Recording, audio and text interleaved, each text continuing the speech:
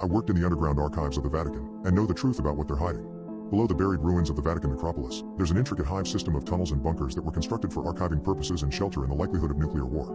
I was employed in the security unit underneath St. Peter's Basilica and had access to Vatican secrets. The secrets ranged from the skeletal remains of non-humanoid extraterrestrial life to the third secret of Fatima, to the church's very own black book, to ancient and advanced technologies. One of the secrets involved a machine said to be built in the 1950s. It was created by a team led by a man named Father Ernetti. He was an Italian physicist, a respected historian, and a Benedictine monk. With the help of 10 other scientists, Father Ernetti built the chronovisor with the ability to see into the past and potentially the future. Stories came out about how Ernetti and his team had used the machine and witnessed the last days of Christ, including the Last Supper and crucifixion. That they'd witnessed, firsthand, speeches by Napoleon in the early 1800s and Cicero to the Roman Senate in 63 BC. But images from the chronovisor were leaked and the conspiracy was easily debunked.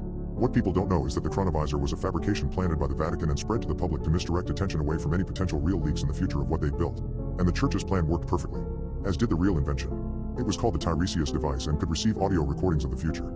It had a series of antennas and sensors that were able to pick up frequencies and wavelengths of every kind. What I understood was that it identified and decoded electromagnetic radiation left behind from past events. It was then programmed to use that information to assemble and predict future events. The data received is interpreted into sounds that were recorded at varying lengths.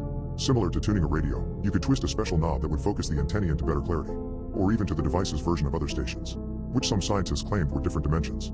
In the security footage, I'd seen the device used by priests and scientists many times over.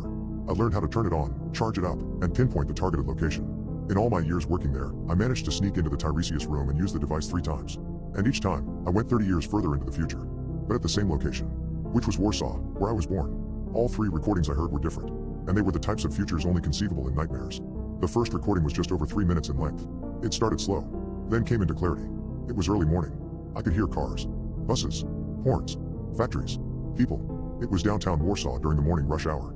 Thunder began to roll in. Then, a single tornado siren erupted in the city, followed by more and more. Sirens and alarms began to pierce out from the downtown core. There was confused yelling and shouting from people.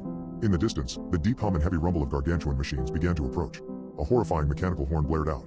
The confused yelling from people turned to screams of panic and horror.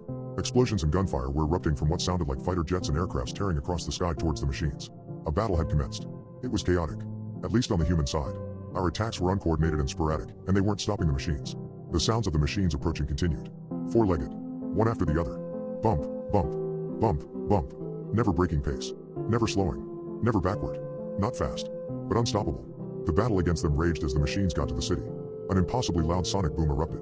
I assumed it was an EMP because everything on the human side went quiet, except for the humans. They continued to yell and scream as the machines rolled over the city, destroying it completely. Then the screaming and yelling stopped, and there were only the machines. The machines continued on to the next city, their horrendous sounds getting quieter as they disappeared over the mountains. It was the scariest thing I'd experienced in my life at that moment. Hearing those large, mechanical horns blaring from miles away before they even got to the city. They weren't trying for a surprise attack. It didn't matter if they gave away their approach. You had all the time in the world to get up and leave before they got to your city. Eventually, you needed to stop. And they would catch up because they don't stop and they don't go back. They were methodical and impossible to unbalance. It was like trying to argue with a metronome. In the end, I couldn't tell if it was an alien race with large, advanced technologies in the form of heavily engineered machines, or if it was a self-aware AI system that had decided to give the human race its last dinner check. Both possibilities filled me with terror. The next time I used the Tiresias device was 6 months later and I targeted 60 years ahead this time. I hoped to hear the sounds of civilization back, but I didn't, and it was even more frightening than the first. The recording lasted just over 4 minutes. There was a consistent, deep drone, almost like the hum of the earth. Then there were other sounds, distinct and frightening but irregular and warped by some form of compression. I enhanced the recording and passed it through several filters and discovered the sounds were distorted because they were underwater. Warsaw was underwater. A lot of water. The sounds were analyzed and notified me of some frightening information. They were compressed by water, and based on the pounds per inch 2 calculated, the audio was at the bottom of a newly formed trench, with over 10,000 feet of water above it in the now expanded Baltic Sea, which Warsaw was at the bottom of.